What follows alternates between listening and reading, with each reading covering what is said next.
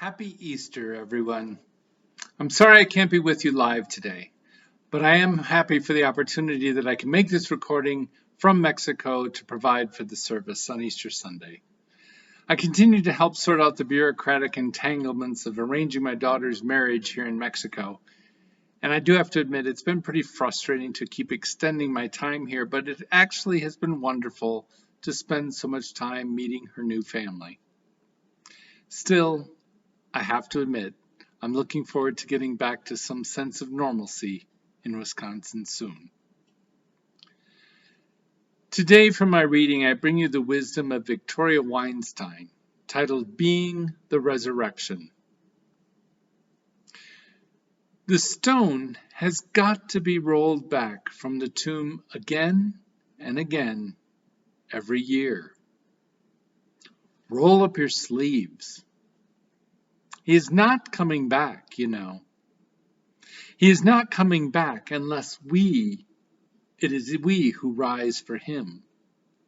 We who lay healing hands on the reviled and the rejected like he did on his behalf. We who rage for righteousness in his insistent voice. We who love the sinner even knowing that the sinner is no further off than our own heartbeat. He will not be back to join us at the table, to share God's extravagant banquet, God's love feast. All are invited, come as you are. And so it is, you and I who must feast for him, must say the grace and break the bread and pass it to the left, and dish up the broiled fish or pour the wine and pass it to the right, and treat each one so tenderly as though just this morning she or he made the personal effort to make it back from heaven or from hell, but certainly from death to be by our side. Because if by some miracle, and why not a miracle, he did come back, wouldn't he want to see us like this? Wouldn't it be a miracle to live for just one day so that if he did by some amazing feat come riding into town, he could take a look around and say, "This is what I meant." And we could say, "It took us a long time, but we finally figured it out." Oh, let us live to make it so. We are the resurrection and the life. Rolling back the stone. Some of you may have met my partner, Scott Barron. Scott currently works with the Darjun Foundation based in Green Bay, which works throughout Northeast Wisconsin, helping men and women struggling with the issues of mental health, alcoholism, and drug addiction, primarily opioids. Darjun is funded by a statewide grant, but like any nonprofit, strains to make ends meet in the difficult work of helping the troubled souls they meet on a path to stability and a more successful and productive life.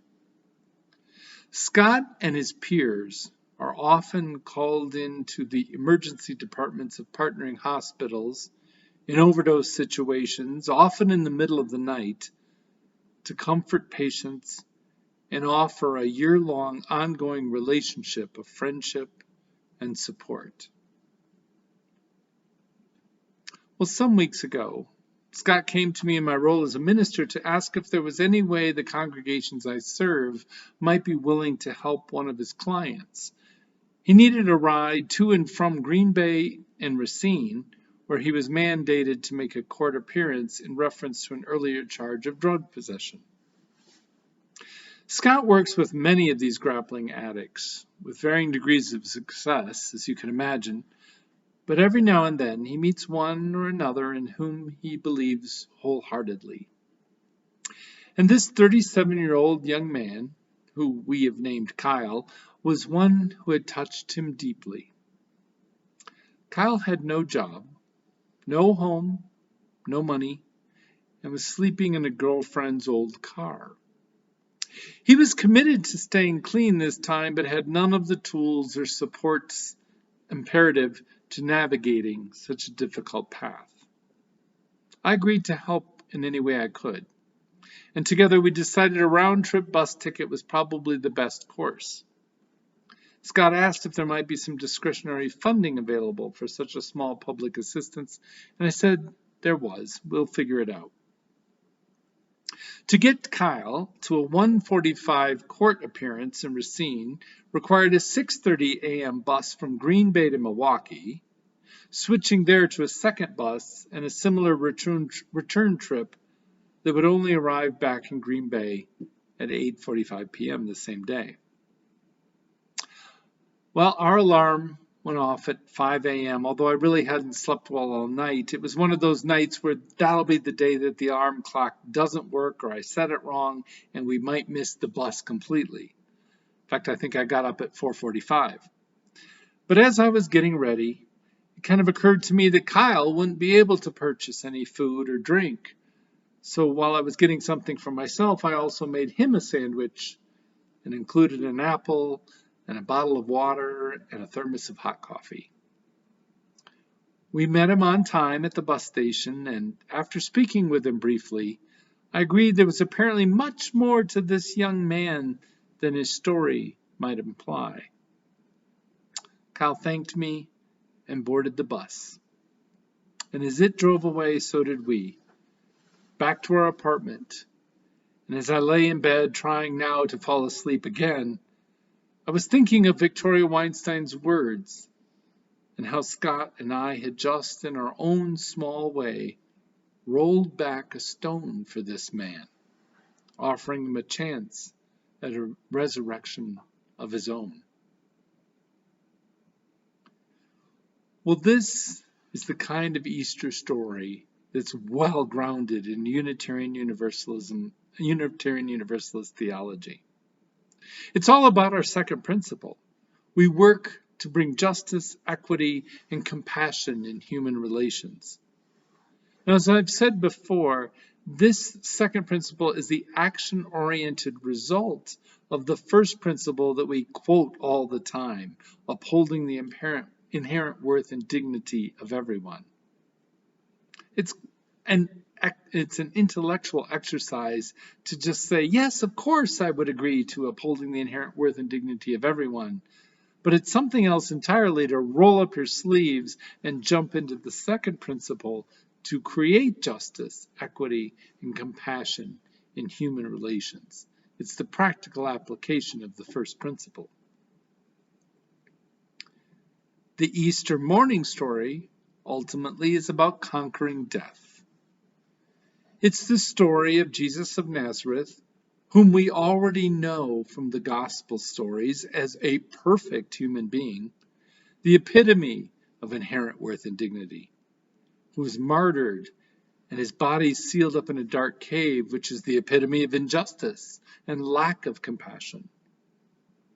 And the story continues by telling us that Jesus descended into hell and then rose again 3 days later, symbolically conquering death, despair, disease, and desperation by leaving the dark cave behind. Classically, Unitarian Christians view this story as a victory over the depravity of humankind. That humans could have done such bad things to a perfect human, that this is a victory over that Jesus, who represents our greatest potential, was able to overcome that dark side and step into the light of resurrection and possibility. But there's a little bit of a twist here that I hope you caught when the kids were reading the story or telling the story for you. It takes a community. Jesus didn't do this all by himself. It takes a community ultimately to be released from the dark cave. Jesus needed help. There was an earthquake, right? Or I learned the story that the angel rolled back the stone, but maybe angels make earthquakes, I don't know.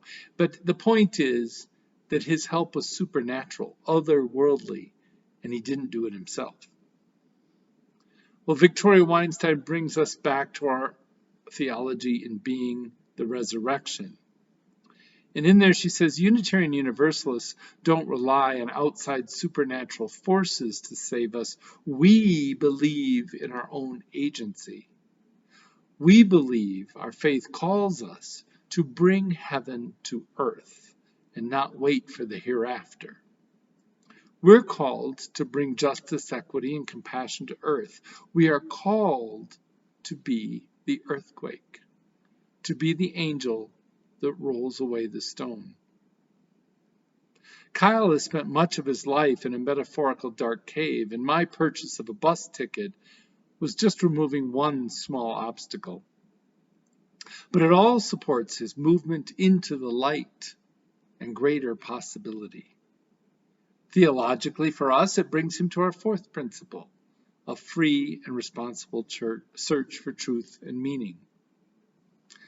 Ultimately, Kyle has to decide what provides him with meaning: substance abuse, or having the kind of relationship he longs for with those he loves. These are the challenges members of our own communities face. The example given here, the opioid crisis, as you may or may not be aware, is devastating neighborhoods throughout Wisconsin, the U.S., and the world. But it is one of the many important crises facing our fellow citizens, our friends, and perhaps even our own families. Small acts, like a $60 bus ticket from a stranger, can make a very large difference to someone endeavoring to overcome their darkness.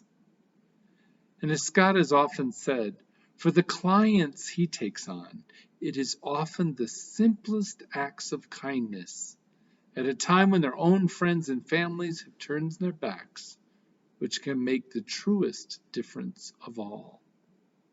Somebody cares. Somebody cares. Can we be that miracle? Can we model grace and compassion?